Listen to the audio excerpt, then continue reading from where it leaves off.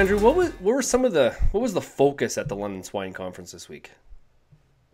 Well, I think, Sean, the focus for, the pork industry in general really is that it has been a very tough few years. So the focus, I think, on this conference in London now was, okay, what do we do now as an industry? Obviously, the players that are there have survived the crisis of the past several years. Really, what do we do next? And as an industry, how do we move forward so that we can try and avoid such a situation again? So in that war of attrition, how many people were there? 5?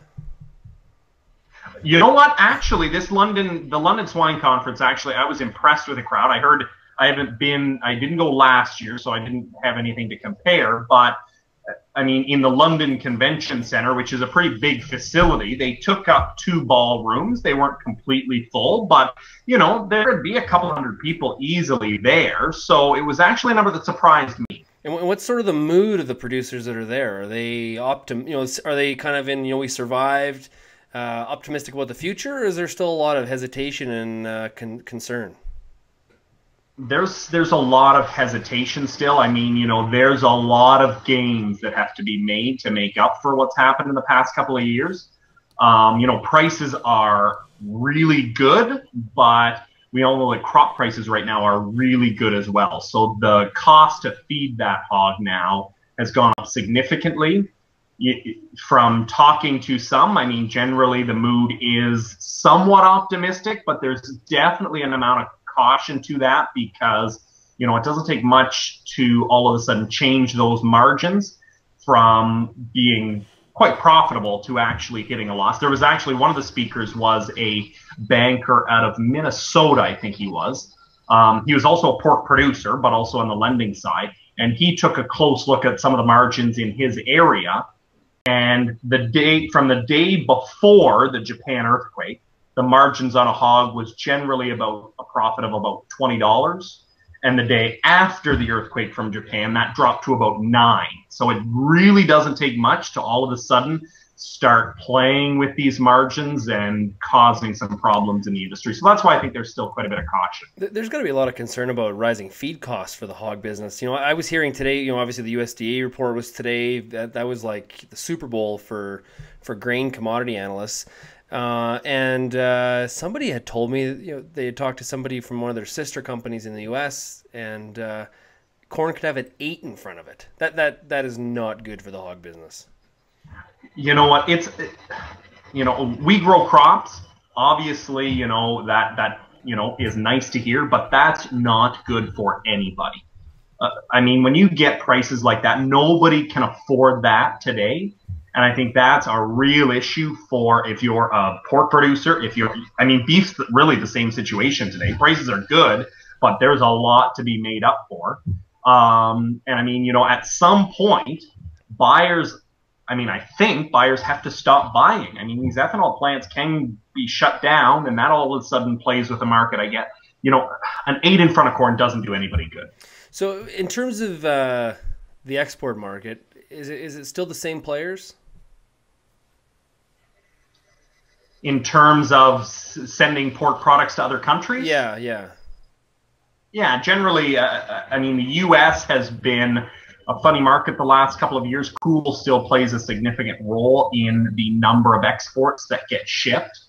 Then in terms of sending, pork around the world, generally, the numbers haven't changed a whole lot. I think the big market that pork producers continue to eye is China.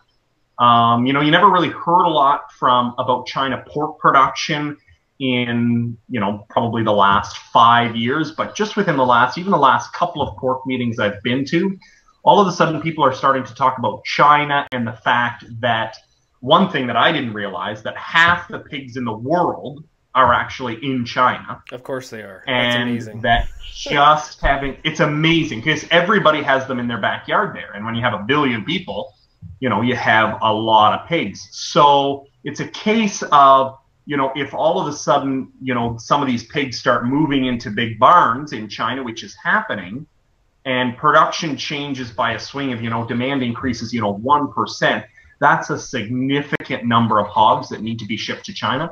So I think in terms of potential export markets down the road, everybody wants China.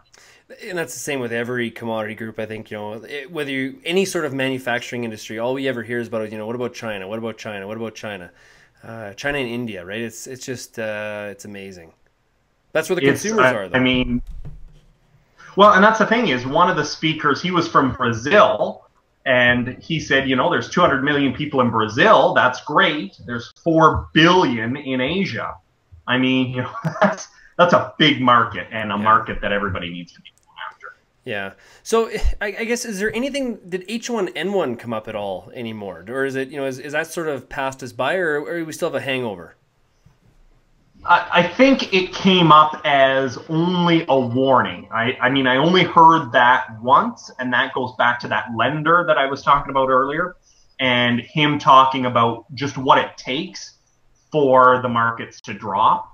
And, his whole presentation was around mitigating risk and actually getting part of the market and start, taking out, start doing some hedging and futures and all that type of thing. I think, though, in terms of H1N1, that the whole fear of it has gone, but it proves as a lesson that, anything can happen and you really have to be prepared. So was there any consensus or any discussion around, where does the pork market go from here in Canada? Well, I think that was really the question that it was asked. I don't really know if it was ever answered.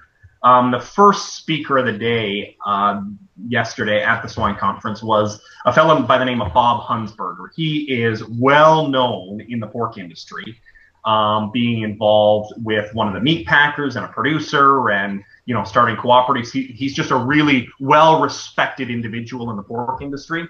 And his whole thing was, okay, what have we learned? And that's that, one, the exchange rate will always be high and you just have to deal with it. And two, that really social issues are something that producers need to be concerned of. I mean, pork consumption in Canada per capita is going down and has been going down for several years. So how do you start to mitigate that and convince consumers that, one, pork is healthy to eat and you should be eating it more than, once or twice a week, and then, two, that the practices we're doing today are actually good for the pig, are good for the consumer. And I think that's really one of the big challenges that the industry has to overcome in the near future. That's probably going to be one of their biggest ones. So do they feel like they have a bit of a black eye in terms of the perception that people have in terms of the production of pork, or like? I don't know if it's that it's a black eye. I think one of the other speakers was a fellow from Britain. And, in Europe, the animal welfare regulation list is very long. And I think his whole message was that, look, we've gone through the whole idea that you cannot castrate pigs. There's no tail docking, there's no teeth cutting, sow stalls are eliminated. He assumes farrowing crates are next in Britain. And producers there have adapted, and they've gotten very good at still producing pigs under a new set of regulations. I think that in Canada, that's really one of the things that is just going to happen eventually, is that some of the, animal welfare is going to become a #1 issue, and therefore the industry just has to adapt. I don't know whether it has a black eye yet, but I think, everybody's cautious that could happen, and you certainly don't want to be lying down when that happens. Well, and you want to be proactive and make sure you're making, if there's anything that needs to be changed, you're making those changes for the right reasons. For the right reasons, and two, that you're also, the other big part is just educating consumers that, just because it's done this way doesn't mean that, it's good or bad, but here's why we do it. Yeah. And hopefully convincing consumers then that, the reason that we have something like a sow stall or a farrowing crate, there's good reason for that, and hopefully you can convince the consumer of that as well. Yeah. Well, Andrew, thanks a lot, and thanks for wrapping up the London Swine Conference for us. Anytime, Sean. Thanks.